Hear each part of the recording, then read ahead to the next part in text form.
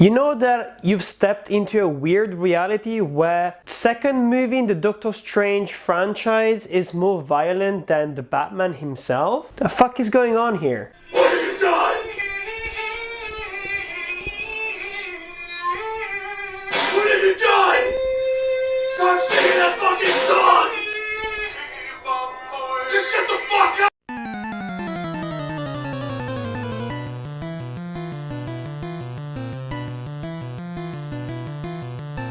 No! God, please, no! Yes, I finally saw Doctor Strange 2 and I was trying to keep my expectations as low as possible because honestly, just by looking at the marketing, this looked like it was gonna be yet another No Way Home, so a film that is kind of like existing just because they want to throw as many cameos, as many Easter eggs as possible so that they will make a shit ton of money, and at the end of the day they will not really keep going with the character development of our favorite characters, but they're just there to expand the Marvel Cinematic Universe and not really tell a coherent and complete story. Actually, I was wrong, and I'm really happy that I was wrong because I had an incredible amount of fun watching Doctor Strange in the Multiverse of Madness. And let's start with my review. I'm gonna start with a spoiler-free review and then I'm gonna head into spoilers. You think there will be no consequences? We're in the end game now. I sacrificed everything. And it meant nothing. First of all, when it comes to the spoiler-free version, yes, this film has a lot of Easter eggs, has a lot of winks to other Marvel movies that are not really part of the MCU. That's the best way that I can put it without spoiling everything. But it does have a lot of surprises as well. The thing that I really didn't like when it comes to No Way Home is that it doesn't really age that well when it comes to memory. It is exciting when you're seeing it and experiencing at the cinema itself, but the more you think about it, the more you realize that it was kind of like the safest movie possible. It wasn't really taking a lot of risks, whether you look at the CGI, whether you look at the script itself, or whether you look at the action sequences or the stakes of the movie itself. Doctor Strange is not really that. For me, this movie here was actually the exact version of No Way Home that I wanted to see. It looks weird, it looks insane at times, it looks incredibly scary as well when it needs to, and I just wanna applaud Sam Raimi for delivering another incredibly good looking Doctor Strange movie. That's big. I mean, It's not as big as his game, but I'm, getting there. It's close. I really enjoyed the first movie, and there's a lot of people who don't think that it's an original origin story, but I really enjoyed the visuals, I really enjoyed the change of pace, especially when it came out, of course. So I am a Doctor Strange fan, and it is a kind of weird that we had to wait so long to get a sequel. There are some things that I want to address, of course, in the spoiler version when it comes to that. This is without a doubt one of the best sequels that we had within the MCU. If you think about Iron Man 2, Thor 2, if you think about Ant-Man and the Wasp as well, if you think even about the Avengers Age of Ultron is definitely not that interesting. This one here and Captain America and the Winter Soldier are without a doubt the best sequels that we had within the MCU. They try to change the main characters a little bit, they send them into different looking worlds. The CGI is the best CGI that we've seen in a really long time. It is really trying to break boundaries when it comes to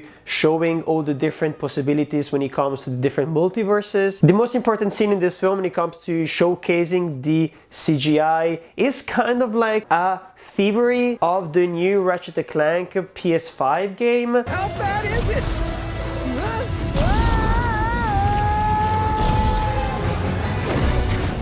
Well, it is certainly not good. Great! But we can forgive it because it kind of looked incredibly cool. There are some bits and pieces in the trailers, but you haven't seen nothing yet. Trust me, when you go to the cinema, you will experience it as its own sequence, and it looks incredibly cool. It looks almost as cool as the very trippy, weird scene that we got in the first Doctor Strange movie. Open your eyes.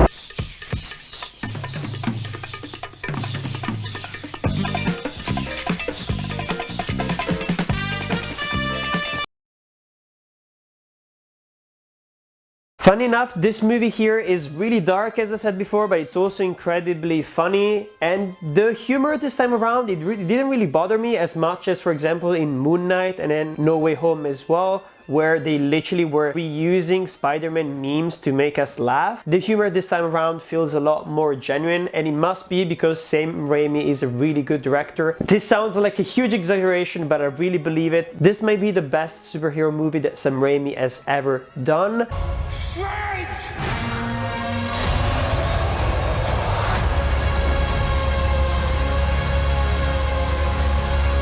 And of course, I'm not saying that Spider-Man 2 or the whole Spider-Man trilogy is not incredibly well written, paced and everything. Of course, they are far superior movies, but Doctor Strange and the Multiverse of Madness is without a doubt one of the most Sam Raimi films I've seen in a really long time. It really reminded me of Evil Dead 2. So if you do like the early career of Sam Raimi, you're gonna love Multiverse of Madness as well, because there are a lot of weird things.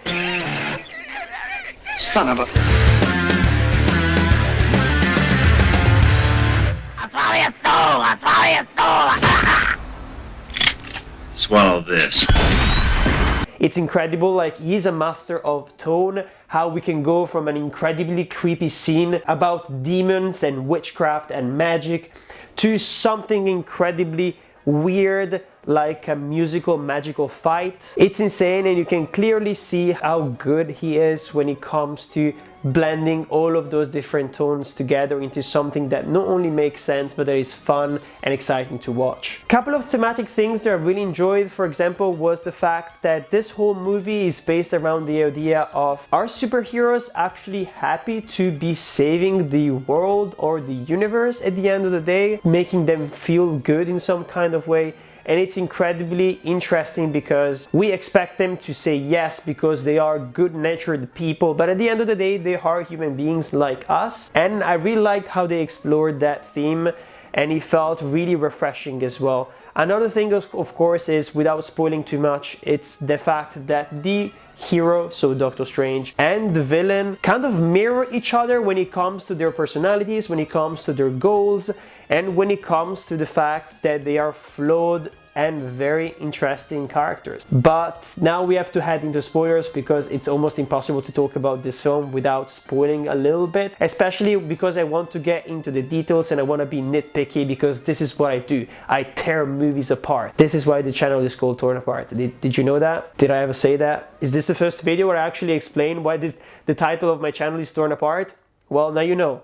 Be careful, man. I hear Moon Knight attacks with all sorts of random bullshit. Please, I got him dead to rights.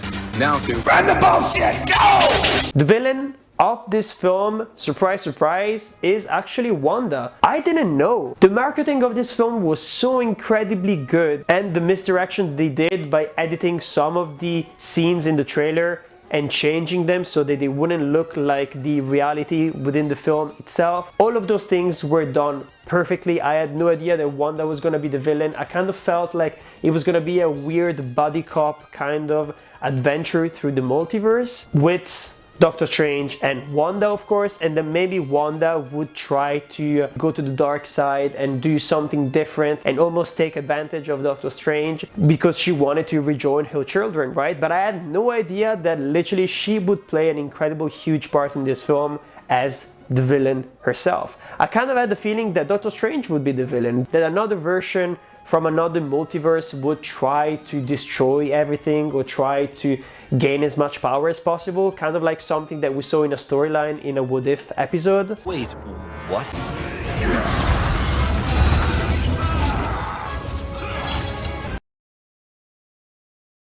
But no, and I actually really like that, because Doctor Strange and Wanda, as I was saying before, they're both people who desperately want to control everything because they are afraid of losing their loved ones. And it's kind of interesting because their personalities are very similar, but at the same time they express this deep fear in two completely different ways. So in the film, Doctor Strange basically proves that he pushes people away and that's his way of protecting them, while Wanda does the complete opposite and she tries to cling to people as much as possible, and that's the only way that she has learned on how not to lose people. She's trying to run to another reality where her children are alive because she wants to get them and be with them for the rest of her life. We I've said goodbye before, so it stands to reason. We'll say hello again.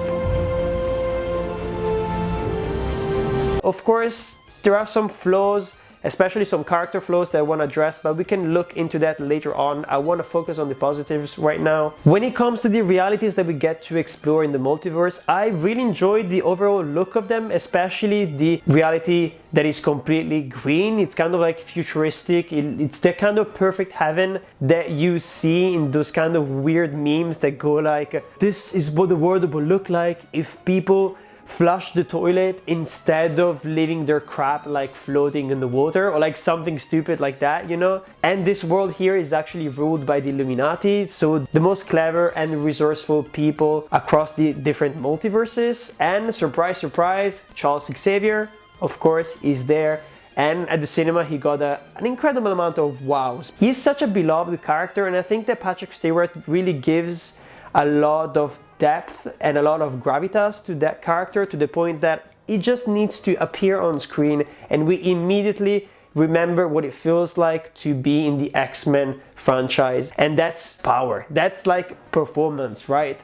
That's what I loved about it. He's there. We've got Krasinski, who is playing Reed Richards, so Captain Fantastic. It was rumored that he was gonna be there, so I was not that surprised, but still to see him in the suit and with the beard and everything like that. And his performance worked quite well as well, because Reed Richards has always been someone who is incredibly warm and also very clever, but at the end of the day, he doesn't want to show off like a Tony Stark character or like a Doctor Strange would do. He wants to unite people, he wants everyone to be happy and that kind of stuff. And I felt like just into those tiny moments, you really felt the character, and that's thanks to his performance, of course. We've got Captain Carter, who is played by the same actress who was playing Peggy Carter, of course. I was not that surprised to see her because it was really rumored that she was gonna be there. We've got the new version of Captain Marvel. We've got another character that I don't really know that well, and I think they say that he's the leader of the Inhumans. The Inhumans, incredibly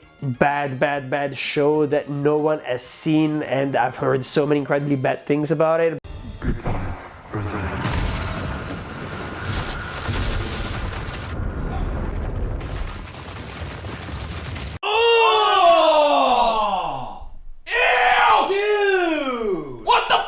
But it really worked out here. I really liked actually the fact that this movie here kind of felt like a DCU film in the way that it really reminded me of Shazam or Aquaman, and the idea of seeing characters that we've never seen before appear just for a couple of minutes and just be discarded completely. Something that they did for Deadpool 2, for example, which was incredibly funny.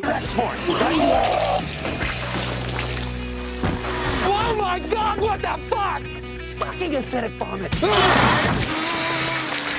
But they didn't do it in a way that feels just funny, in a way that feels really empty, just like something that you would do to create some tension. No, it actually felt like those comic book lines of Deadpool kills the Avengers and stuff like that, but it's Scarlet Witch who kills the Illuminati, and it's incredibly traumatic. This movie is so incredibly violent, and there are so many places where like I didn't know exactly how to react, and I just kept going like this for like so many different movie deaths, and it was so weird to experience. I had never experienced something like that maybe since Infinity War, that moment where people got dusted.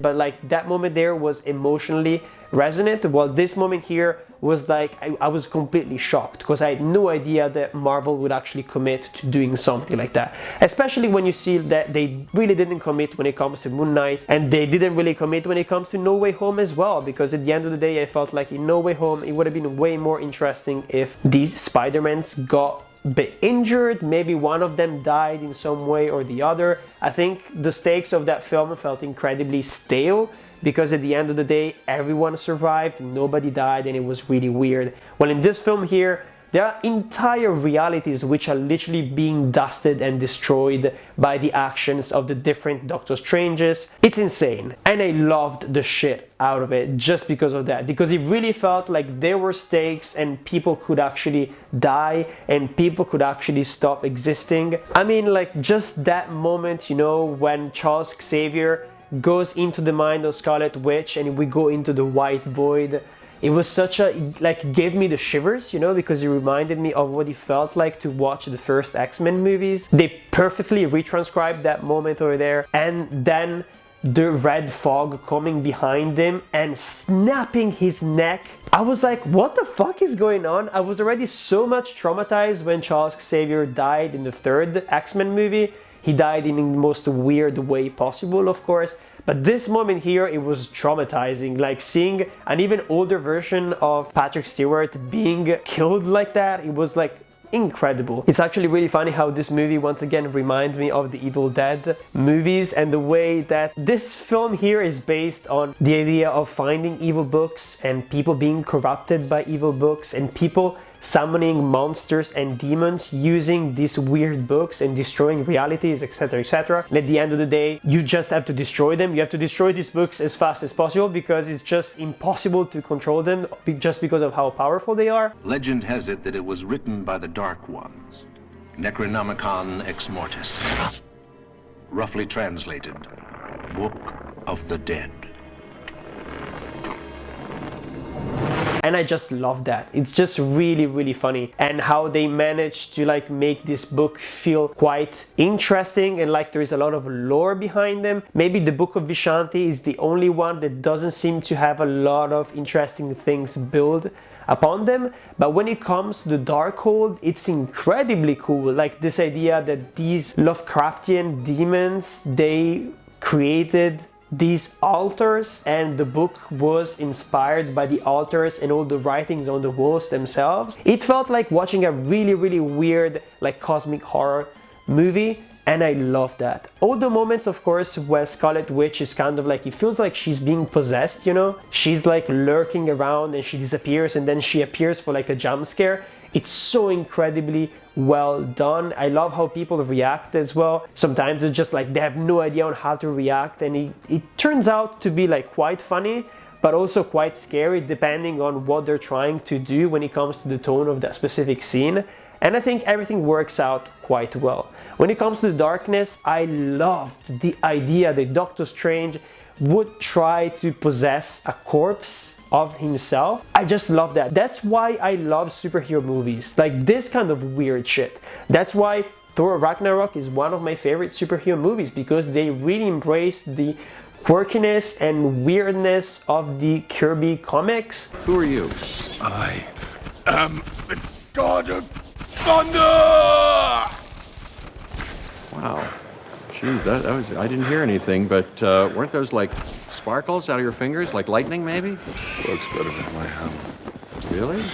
We've located your cousin. Oh, good. Yeah. And here it really felt like they were really like, okay, you want a Doctor Strange movie? Okay, we're gonna make a Doctor Strange movie and it's gonna be fucking insane. And this is what this movie is. It's incredibly insane. And even if you can't forgive all the different screenwriting problems that this film has, I feel like even from a visual perspective, this film is incredibly fun to watch and interesting to watch. It's impossible to deny that. And of course, when I was talking about before the fact that this movie is more violent than the Batman, I 100% believe it. It's 100% truth, which is insane. Now let's stop praising this movie a little bit. Let's start tearing it apart and talk about a little bit of the flaws that I found within it. Most of them are actually related to character development, and some of them are related to the fact that it is really clear that this film is an MCU film and it's not really a standalone sequel. And at the end of the day, it's kind of destroying some of the emotional journeys that these characters have been through across other projects. If you think about Wanda, for example, it makes no sense for me that she would go so completely evil mode in this film here. It is kind of suggested that she's possessed by the book, she's been tempted and corrupted by the book. Even like one of the characters tells her, why don't you just ask America Chavez to send you to a universe where your children are there, and then you just go there and you just leave us in peace and you don't kill anyone? And she's just like, oh, but what if the children get sick, and if I can travel to other multiverses, then I might be able to find a cure. And I'm just like, girl, you're a witch. You're a fucking witch. You are like literally one of the most powerful people in the entire MCU, and like you're afraid that you won't be able to cure like your children's cough. Like, what the fuck are you talking about? It's insane. That's an insane excuse. That's the only thing that really made it feel like really weird when it comes to Wanda. Of course, I love to see her so powerful and so committed to doing that kind of stuff. And at the end of the day, in the final act, they do kind of answer her emotional journey, trying to come back to what she has learned in WandaVision and the idea that those people that she loves will keep existing. Someone else will take care of them and love them. I just felt like her in WandaVision, she went through a really interesting emotional journey, which was like very hard psychologically speaking. And this movie here kind of like erased it completely to turn her into a villain in a really fast way. And it was kind of sad.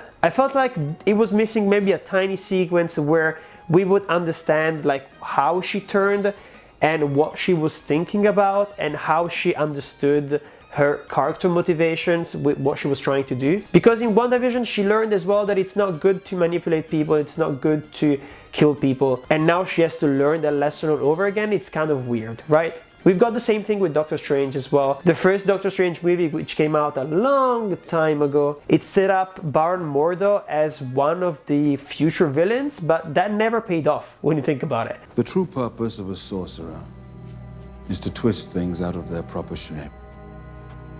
Stealing power, perverting nature, like you. Why are you doing this? Because I see at long last what's wrong with the world. Too many sorcerers. We see this guy who was just like, oh, you're gonna pay Doctor Strange for disrupting all the different rules of realities and blah blah blah blah blah, and he never actually does that. And in this film they refer to that kind of plot line being like, oh, he's my arch nemesis, but we actually have never seen them fight besides in the first movie. Do they even fight in the first movie? I don't even remember, and that was incredibly weird. They could have fixed that very easily by, for example, talking about a specific fight that happened off screen, and that would have worked with the idea that when these movies end, the stories keep going and the superheroes keep going through different adventures, and we just don't get to see them, we just get to imagine them, maybe, you know, like in the comics, of course. We don't need television. Not as long as we have our imagination. No! No, don't do it! No! No, don't do it! No! No! No! Don't do it! Still feels weird. And that could have fixed it, but they didn't do it. They just acted as if they've been arch nemesis for like 3, 4, 5 different films, and now they're finally reuniting and fighting each other fist to fist for the first time in a really long time, but no. So that felt incredibly weird. I feel like someone else should have been the Sorcerer Supreme in that specific reality, because it really made me confused, you know, really confused. Let's discuss the America Chavez problem, which I call the star problem, because she makes stars to open portals in between the different multiverses, and it's the fact that she doesn't do anything for the entire film, and it's incredibly weird because you think everything that is happening here, how everyone is suffering and dying, it's literally just because of this girl, because she doesn't want to learn how to use her powers, and she doesn't do it until the very end when Doctor Strange is almost defeated and asking her to use her powers to stop Wanda. For me, an incredibly easy to fix it would have been to show that her and Doctor Strange were bonding across the film,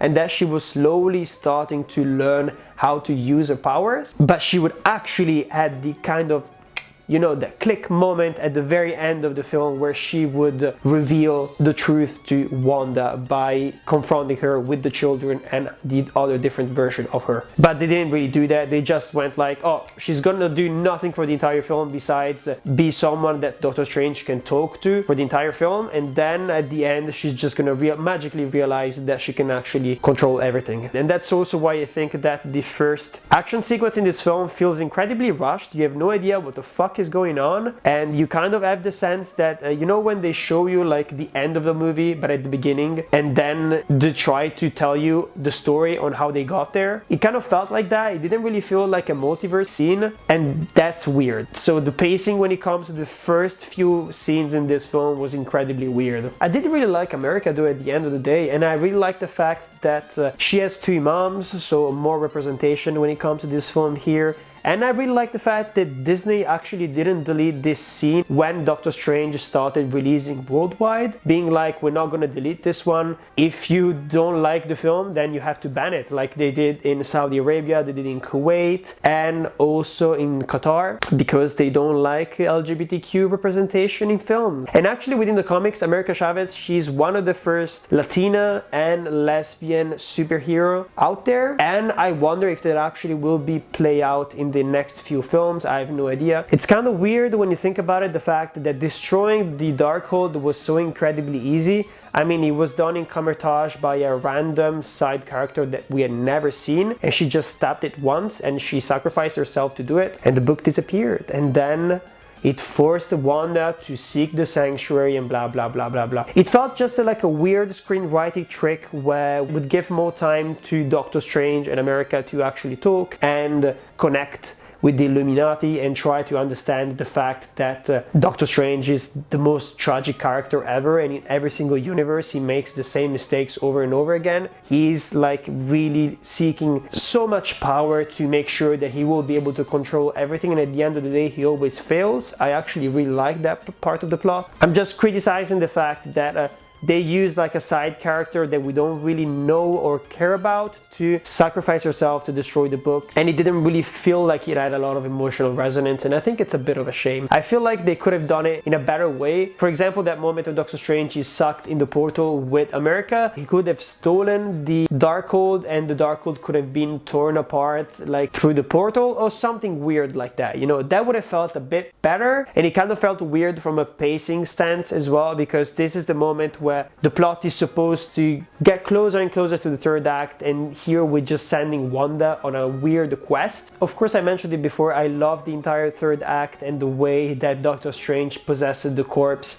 and uses like the lost souls to create this weird cape which he can fly with, and he can use it to throw it at other people, like especially at Wanda. And they managed to make it dark and funny, like in some scenes where like he's using this corpse to walk around. He's literally physically incapable to walk as a normal person, and he can feel that, and the performance works beautifully in my opinion. And it really reminded me of films like Drag Me to Hell, like the Sam Raimi horror film for example. It really reminded me of Constantine as well. So you can imagine how dark this movie must be if it reminded me of those two films there.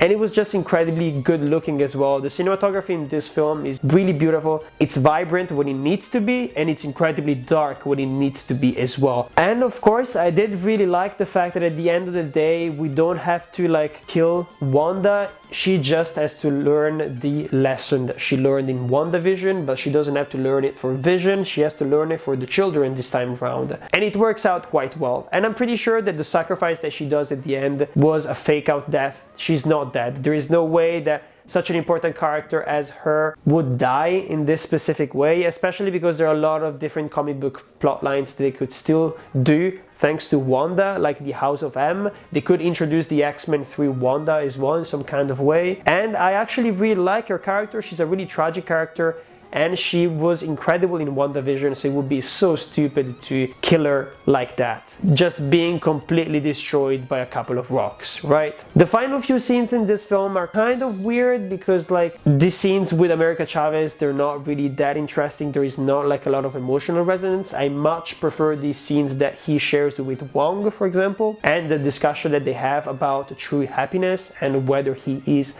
happy in the reality that he is right now. and I really like those discussions, and I think they're really interesting. I did really like the idea that Doctor Strange feels a lot more at peace right now than he felt before. It is really clear that all the stuff that he did in No Way Home really had a toll on him, and just the amount of power and destruction that he could create. And of course, I really love the themes of Doctor Strange making a lot of mistakes and still being perceived as a hero, and Wanda making almost exactly the same mistakes and being perceived as the villain. That was an incredible theme that they worked through beautifully in this film here. But at the end of the day, it kind of felt like they didn't really answer it, because Wanda doesn't really get to redeem herself at the end of the day. She just gets crushed by a couple of rocks. Dude, come back to this side! You know, it would have felt more interesting if she got to redeem herself in some kind of way, because at the end of the day she just created a lot of destruction, killed a shit ton of people, and she just decided to kill herself to protect the world, which is just weird. It's kind of a weird Dark Phoenix thing that I didn't enjoy. The post-credit scene as well was really weird, because it is exactly the same thing that they did in the first Doctor Strange movie when you think about it, because in the first Doctor Strange movie it is revealed that someone is gonna make sure that Doctor Strange pays for destroying time and manipulating time to save the world and stuff like that. And they're doing the same thing here with another character who's playing by Charlize Theron. I don't remember her name, I don't even know her from the comics, who comes and she's like, oh, you've destroyed some universes, you're creating some collusions or whatever it is, so now come with me, we have to fix it. And this time around Doctor Strange is like, okay, let's do it. And then the third eye appears on his forehead. He's just like, oh, okay. And he enters the portal, of course, and that's the end of the movie. I found that weird because it kind of really felt like they were redoing the same thing that I did in the first one. It would have been more interesting if they did something like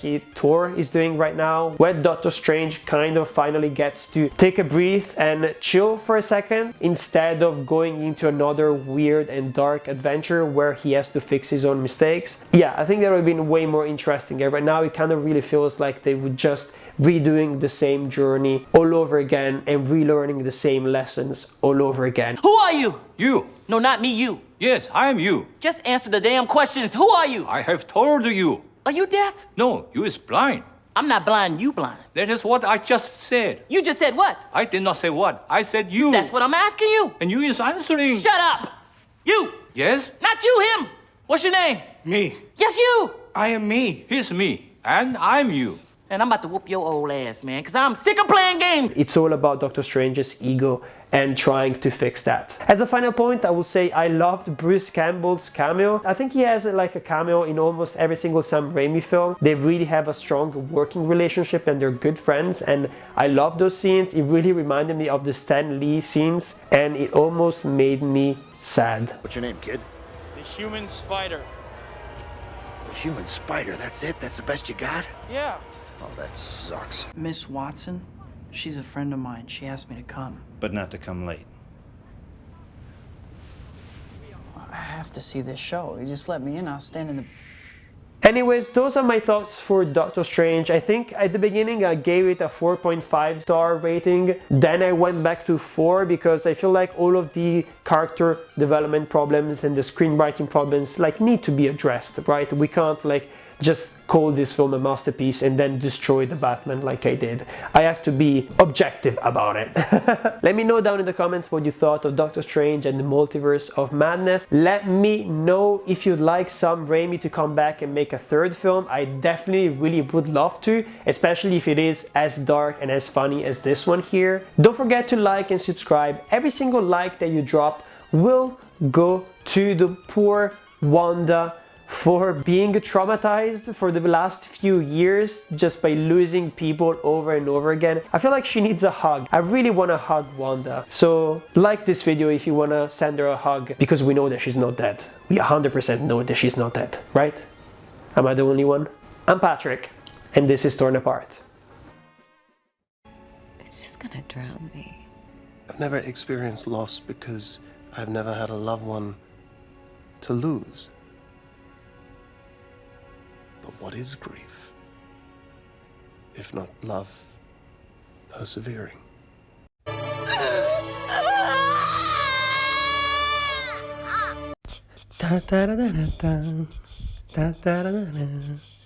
da da da da da da da da da da da da da da da.